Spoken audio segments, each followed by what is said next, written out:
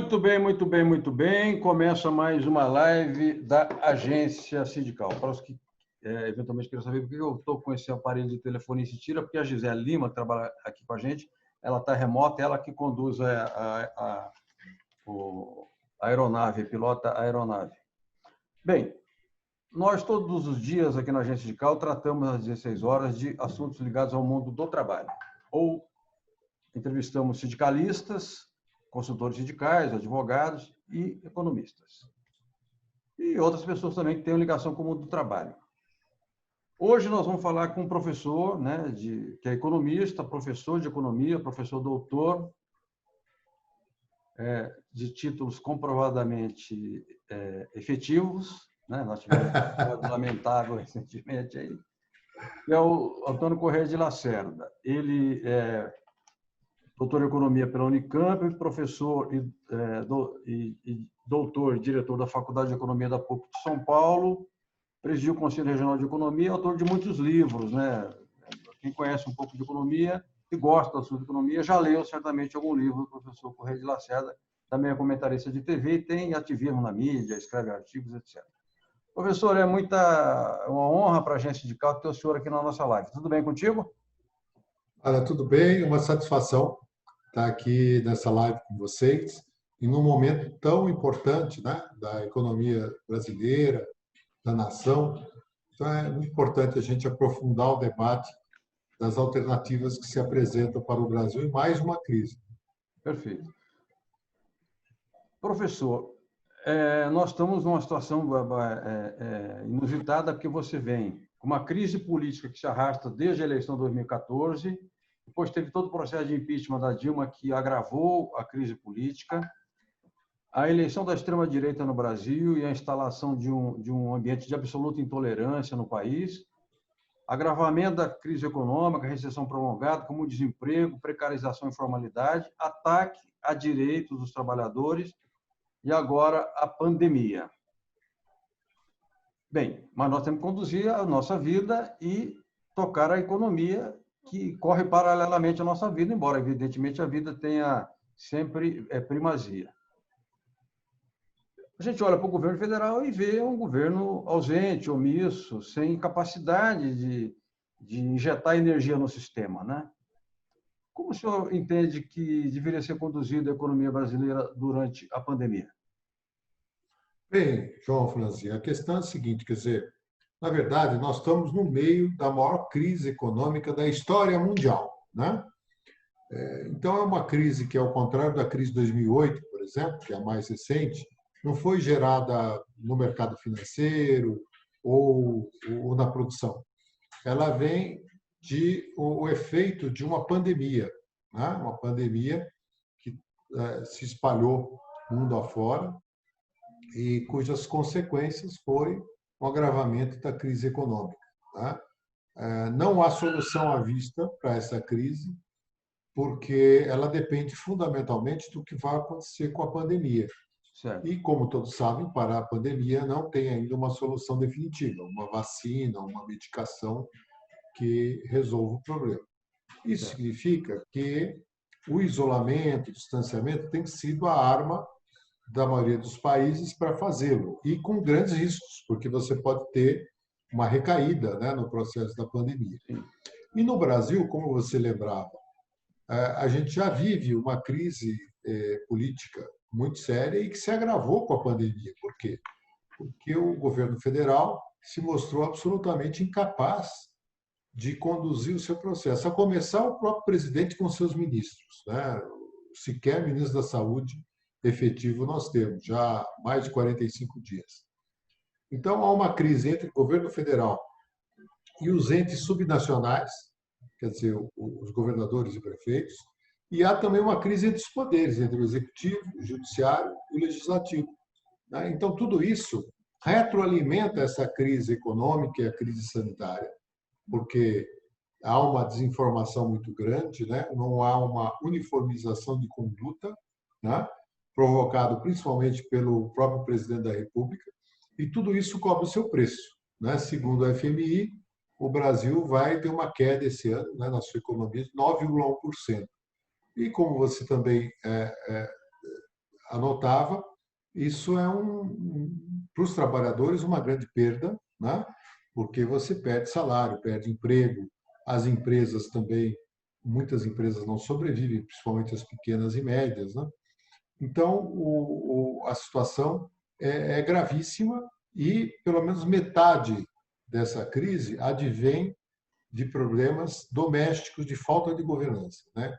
Que devem ser atribuídos basicamente ao governo federal e, em especial, ao presidente da República. Perfeito, perfeito. Professor Antônio Corrêa de Lacerda, eu quero falar um pouco do geral, depois eu quero focar bastante no particular e, sobretudo, na questão dos trabalhadores, emprego, renda, salário e condições de trabalho. Mas, digamos, fazendo uma abstração assim, o que a gente já concluiu é que aquela ideia do mercado, Deus mercado, que é a ideia vendida pelo neoliberalismo, a crise demonstrou que essa ideia é falaciosa. E também a outra ideia, que é, digamos, o outro lado da moeda, de que o Estado é o causador dos problemas e o Estado embaraça a economia, etc., também caiu por terra, porque o que a gente observa na prática é o seguinte: onde o governo exerce a sua função de governo, onde o Estado cumpre seu papel de Estado, ou seja, de ente protetor da nação, dos seus compatriotas, do povo que vive ali naquela região, a pandemia tem sido combatida com mais eficácia. Então, eu queria saber, alguns falam, acabou o neoliberalismo, é o canto do cisne do neoliberalismo, já era. Queria saber o que o senhor acha, se o Estado vai se reposicionar como um Isso. agente ativo do processo econômico e político. Aí nós temos que dividir em duas partes, né? Primeiro o mundo, depois o Brasil. Ou o Brasil e o mundo. Qual é o problema no Brasil? No Brasil, a equipe econômica que está no poder, que assumiu lá com o Bolsonaro, Sim. trouxe de volta uma tese, essa tese do Estado mínimo, do neoliberalismo extremado, da visão da estadofobia, né? A visão de que o mercado resolve tudo, que no mundo já foi superado isso, né? Nem a Universidade de Chicago, da qual a origem de parte da equipe econômica, mais defende isso. No entanto, essas ideias sobrevivem no Brasil.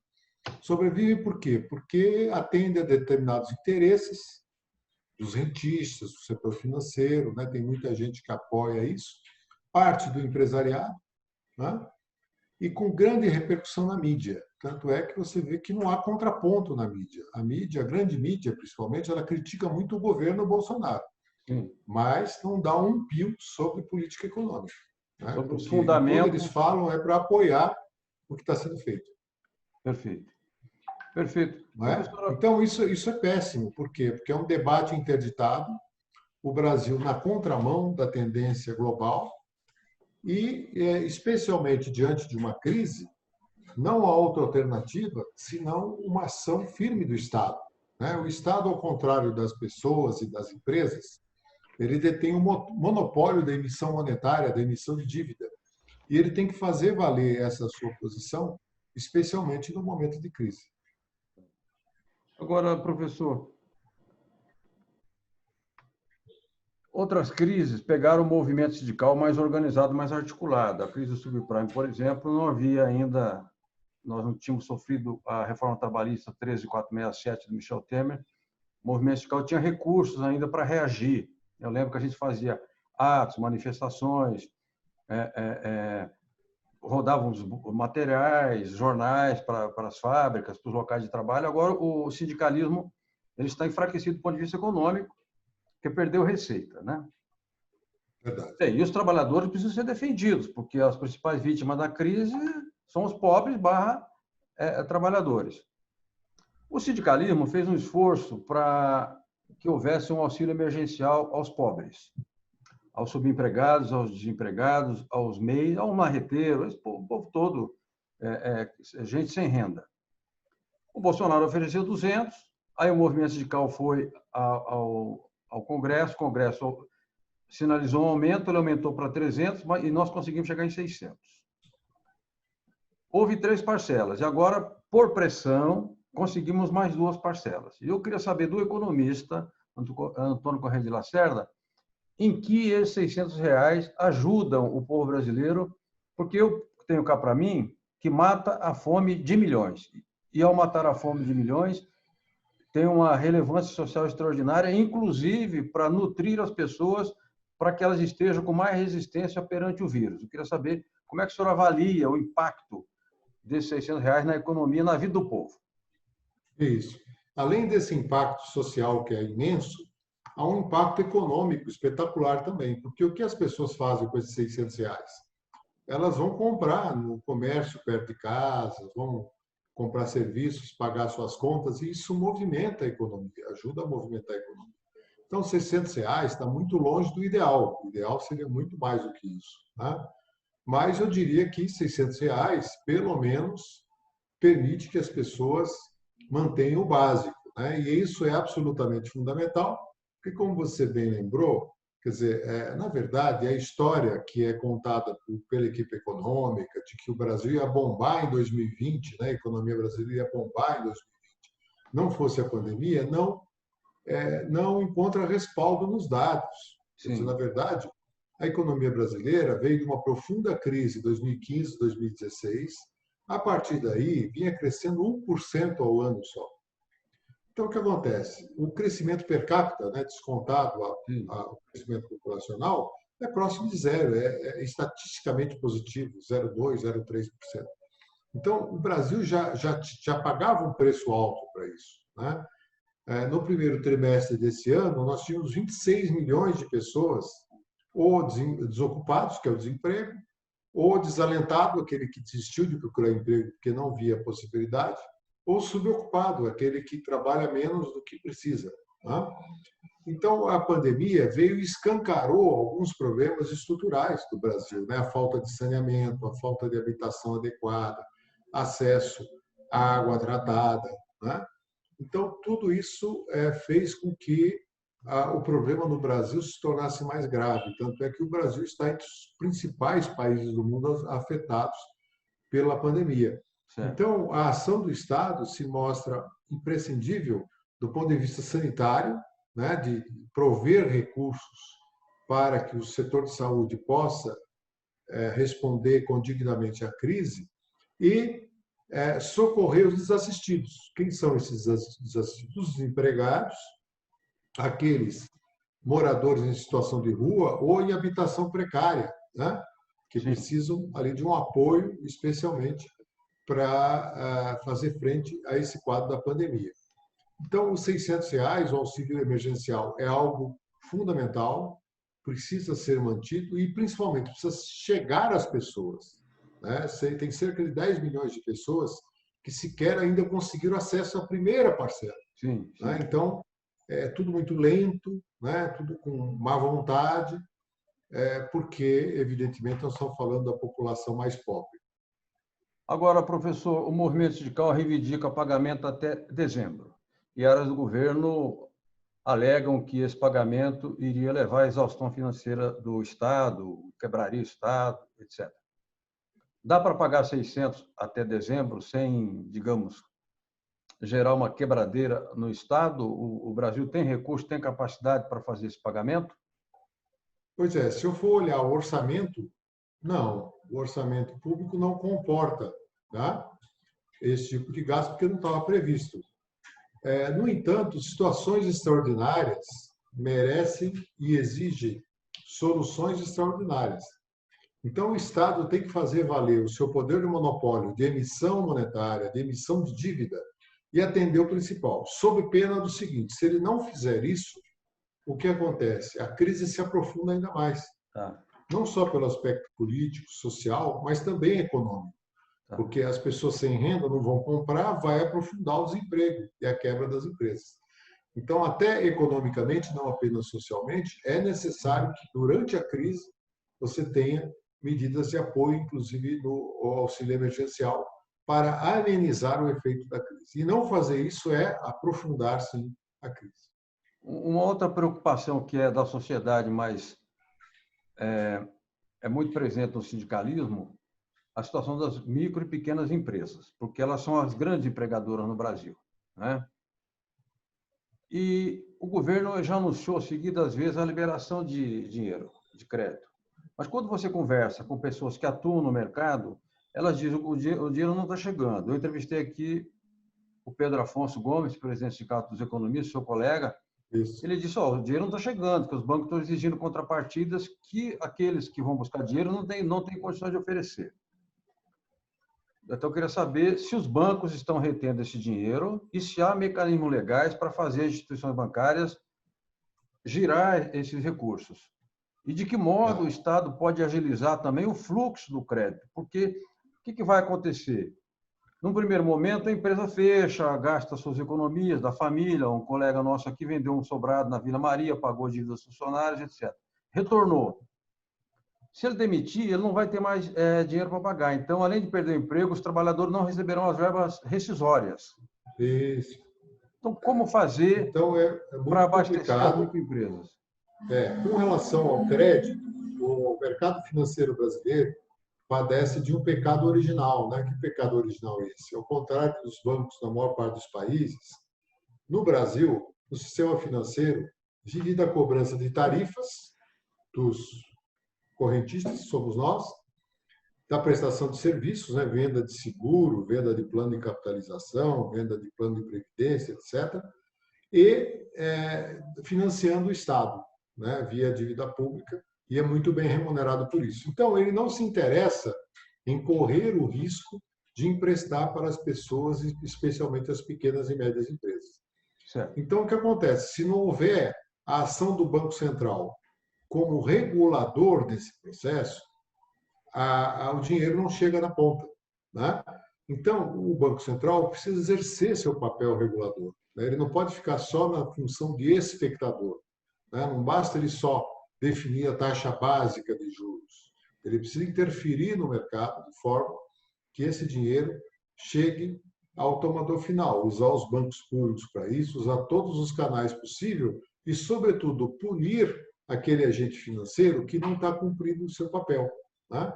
Por que isso é difícil no Brasil? Porque o Banco Central no Brasil é cooptado pelo setor financeiro privado. Tá certo? Basta ver de onde vem a maioria absoluta dos dirigentes do Banco Central e para onde eles voltam depois que acaba o seu mandato.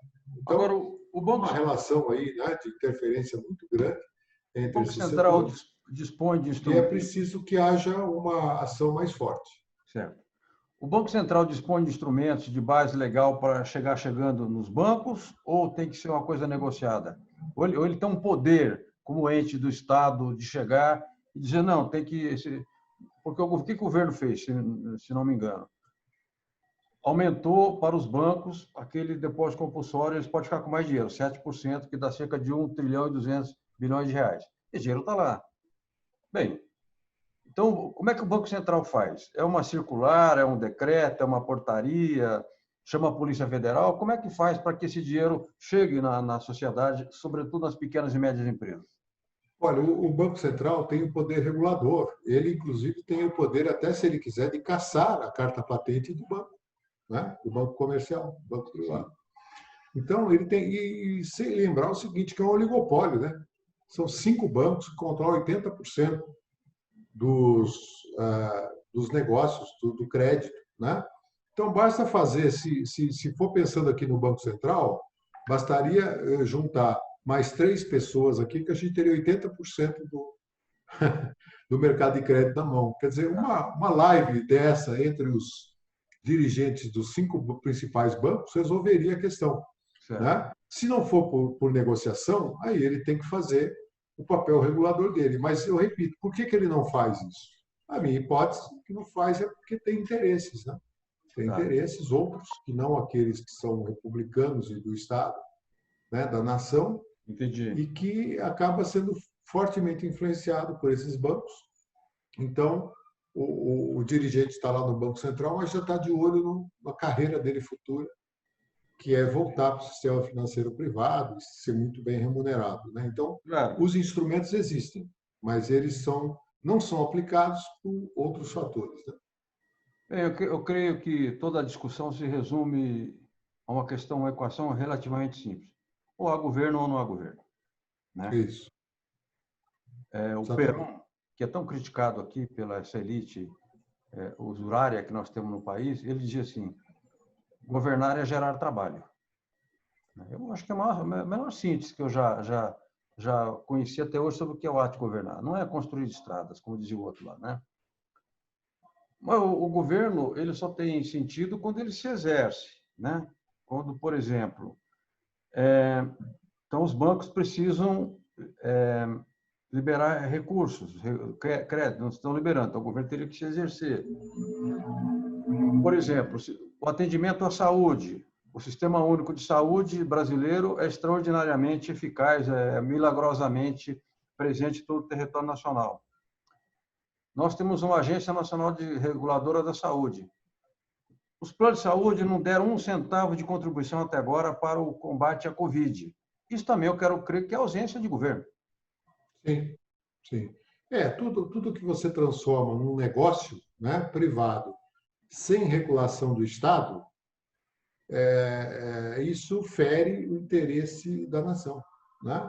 Então, isso vale para a educação, vale para a saúde, vale para a segurança, vale para o sistema financeiro, né?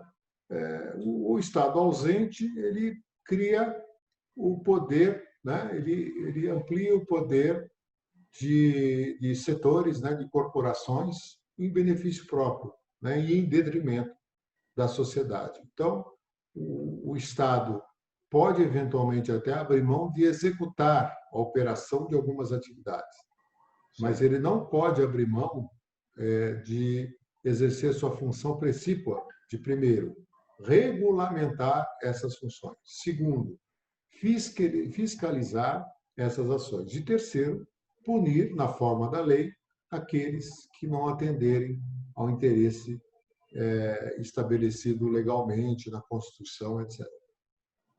Perfeito. Professor, o Rodolfo Viana, que é economista do DIEESE e trabalha no Metalúrgico de Guarulhos, que foi seu aluno, diz aqui, no centro de mestrado e graduação da PUC, pergunte ele, por favor, o que ele acha de usarmos a necessidade que ficou evidente agora com a pandemia de termos um setor industrial nacional na saúde e, com isso, reindustrializarmos o setor para gerar mais e melhores empregos no setor. É a chamada reconversão industrial, né? Isso.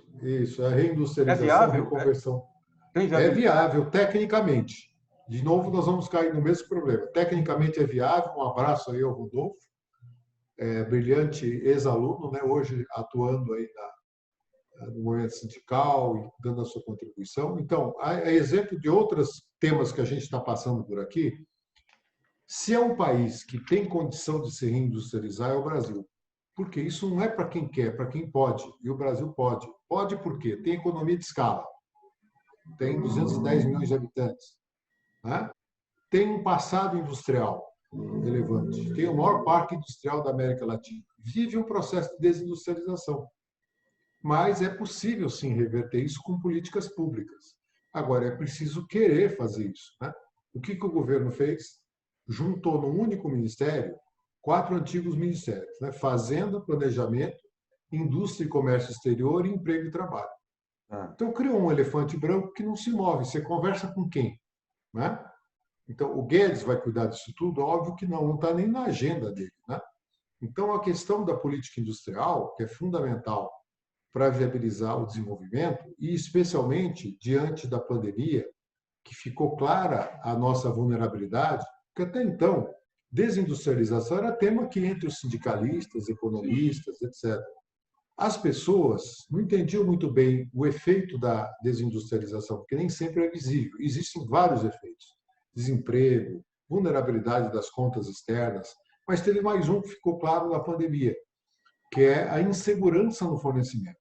Então, o Brasil se viu diante da necessidade de aquisição de respiradores, de máscaras, de luvas, de gorros, equipamentos básicos de proteção individual na área médica, e não tinha mais produção.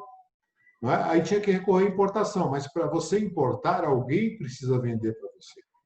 Né? E o Brasil está tendo problemas nessa área. Então, a pandemia deveria servir de alerta para um processo de reconversão industrial, de reindustrialização, capitaneado de novo pelo Estado, por políticas públicas. Né? Claro que sempre em conjunto com o setor empresarial, com os trabalhadores, né?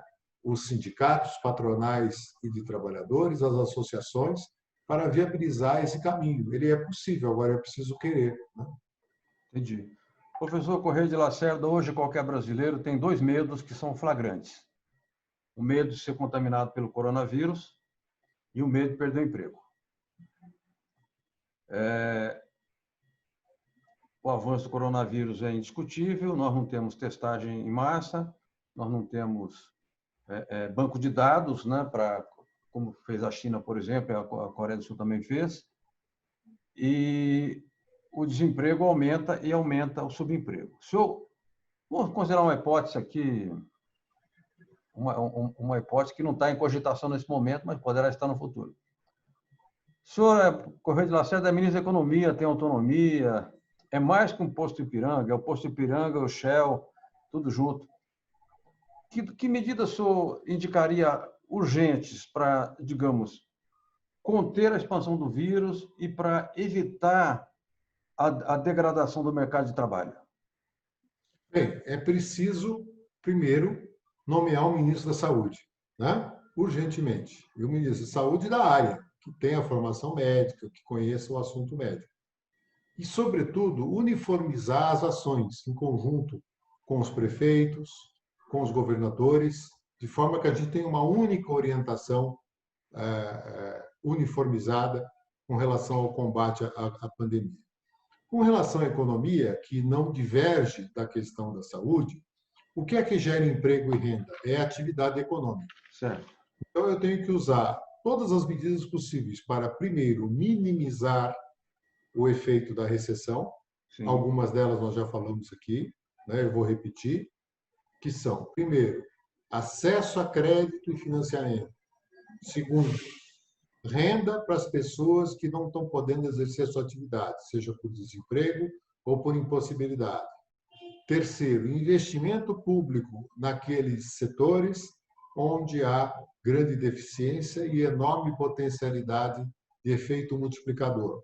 Saúde, educação, área social em geral, infraestrutura, né?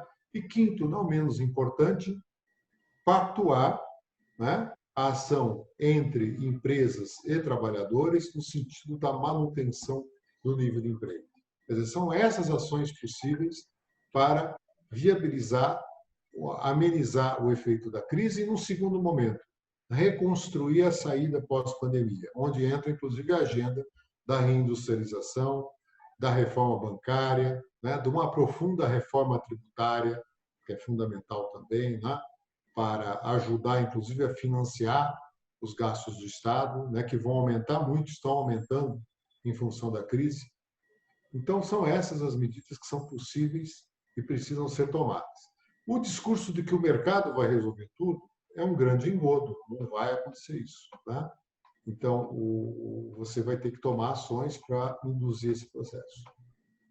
Perfeito. Professor, uma pergunta mais específica, até ligada à sua atividade, que durante séculos, qual foi a forma da educação? O professor vai à sala de aula, lá estão os alunos, alguns chegam atrasados, como eu chegava, e aí se dá aquela aula de 40, 50 minutos, passa a tarefa, tem ali trabalho em grupo, etc. A pandemia mudou esse formato. E há uma pressão, sobretudo, das escolas privadas para que as aulas voltem. Há prefeitos também que pressionam nesse sentido. Num sindicato que nós trabalhamos, nós vamos batendo pesado contra, dizendo que é uma operação mata a criança, que vai contaminar a criança, vai contaminar o professor, que vai contaminar o diretor, o agente escolar. Esses todos saem para o ambiente social, seus bairros, suas casas, e vão fazer a contaminação em escala. Eu queria saber se o senhor acha que as aulas devem voltar, quando e em quais condições. Esse também é um tema que, primeiro, tem que ser conduzido pelas autoridades sanitárias, né? As autoridades sanitárias é que poderão, mediante dados e mediante a ciência, né? Não é questão de opinião, é questão de constatação, né? De aproveitamento de experiências, inclusive no exterior, dizer o momento de que vamos voltar e de que forma, né? Com relação ao ensino, eu diria que muitas universidades, eu vou falar aqui da PUC de São Paulo, porque é que eu vivo, dirijo lá a Faculdade de Economia, graças aos seus professores, funcionários e também os alunos, deu uma resposta exemplar à crise, né? Nós, em pouco tempo, transformamos o ensino de presencial em presencial remoto, né? Então, não é o EAD simplesmente, mas é uma atividade que substitua a presença física, né? E foi muito bem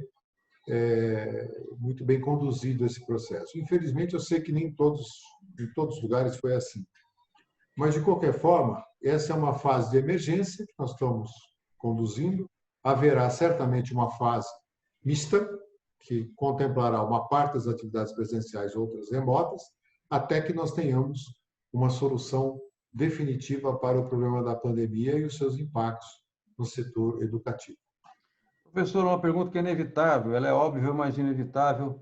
O senhor, a partir da sua experiência, enquanto pessoa humana, enquanto cidadão ativo, militante do campo progressista, economista, que tem uma visão crítica a respeito do processo econômico, homem que pelo que te conheço, não está contente com a situação que o Brasil vive, atravessa, e pelo modelo aqui experimentado, já fracassado em outros países, como é que o senhor olha assim para o horizonte e vê o dia seguinte pós-pandemia? Vai prevalecer aquele dito de que o Brasil é maior do que o abismo, ou nós corremos risco de entrar numa crise que gera outra crise, que tem desdobramento de outra crise, que isso rebate na economia, rebate na política, rebate na ciência, rebate na engenharia, e aí nós vamos nos transformando numa espécie de Paraguai de dimensões continentais. Como é que o senhor imagina, professor Antônio Correia de Lacerda, que será o dia seguinte e o que devemos fazer para que não seja tragédia? Bem, eu acho, João, que a gente deve primeiro aprender com os erros passados, né? Então, eu convidaria aqui a todas as pessoas que fizeram opção política, estou falando agora da eleição 2018, pelo governo que está aí, em fazer a seguinte reflexão: é isso que você queria mesmo? Né? Se não é isso que você queria, imagino que não. Então, vamos aprender com os erros. Primeiro, para eleger alguém, vamos eleger alguém que se comprometa a debater minimamente o seu programa econômico, que o atual governo não fez, né? Apresentar o seu programa de governo para a sociedade. Terceiro, quais são as referências desse candidato e do grupo que apoia? Que tipo de valores ele defende? Entendi. Né? Então, eu vejo que a democracia precisa se fortalecer.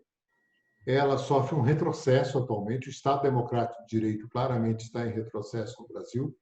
Nós temos que reagir a isso e entender como uma fase, né? Que tem que ser superada democraticamente nas urnas, né? Ou, se necessário, através dos instrumentos legais, inclusive o impeachment, que não pode ser descartado, né? Mas veja, esse ano já temos eleições municipais.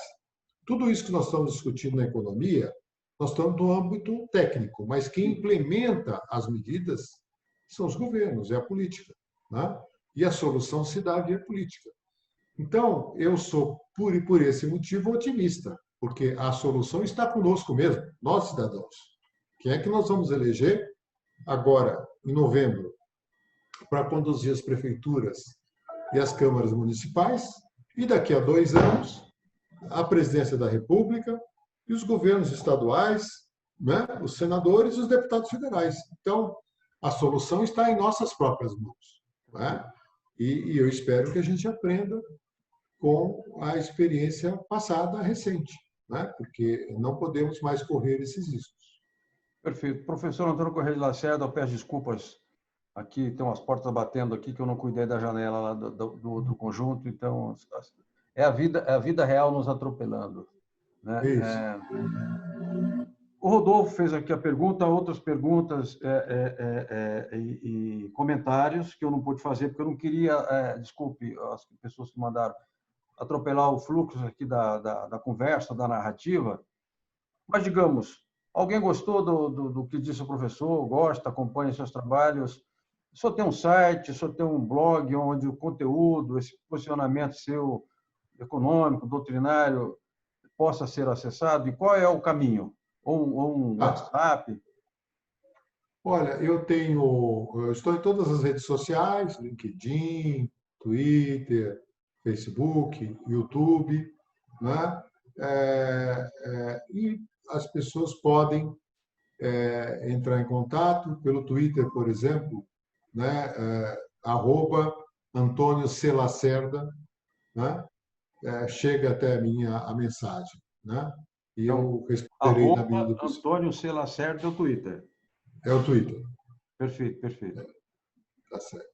Professor, os povos são movidos pela esperança, as pessoas são movidas pela esperança também, né? A esperança é o combustível que move o mundo para frente.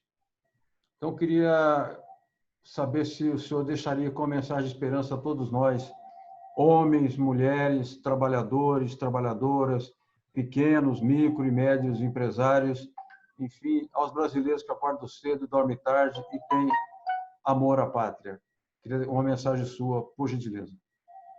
Olha, se por um lado nós temos a ditadura, né, da grande mídia, dos interesses corporativos, por outro lado a gente tem a oportunidade de fazer o que nós estamos fazendo aqui, conversar e discutir livremente vários assuntos, né? Então vamos fortalecer esses canais e vamos fazer entender para as nossas pessoas, as pessoas, a família, os nossos colegas no clube, na rua, de que a solução está conosco mesmo, né? E a solução no regime democrático se dá pelas escolhas que fazemos, né? Então, acho que essa é a grande oportunidade que se apresenta em meio à maior crise da nossa história, né? E ela precisa ser exercida. Muito obrigado. Perfeito, professor. Agradeço muitíssimo a sua gentileza em nos atender. O senhor vive tão ocupado, né? E aí corre para lá, corre para cá, é live. Agora é a onda das lives, né?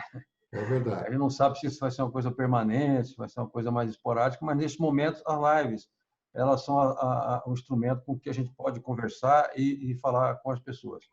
Então, agradeço mais uma vez a sua participação. Quero parabenizar pelo seu histórico profissional, pela sua conduta pessoal, porque a conduta ela serve de parâmetro, ela que dá exemplos. Eu anotei o nome de vários livros aqui seus, não deu tempo de falar. Então, o professor tem muitos livros publicados e sobre temas como a desnacionalização do país, a questão da indústria, aborda muito o mercado interno. Então, quero aqui recomendar a leitura dos livros dos economistas que pensam a favor do povo. Porque está aqueles que não quero aqui fazer julgamento, mas que trabalham muito para o mercado financeiro, e o mercado financeiro é contra o interesse da população. Então, obrigado, professor, muita saúde e até a próxima. Muito obrigado, parabéns a vocês pelo trabalho da agência sindical, que eu acompanho sempre, e vamos em frente. Muito obrigado. Um abraço a Obrigado. todos e a todas e até amanhã com uma nova live da Agência Sindical, Sem Portas Batendo.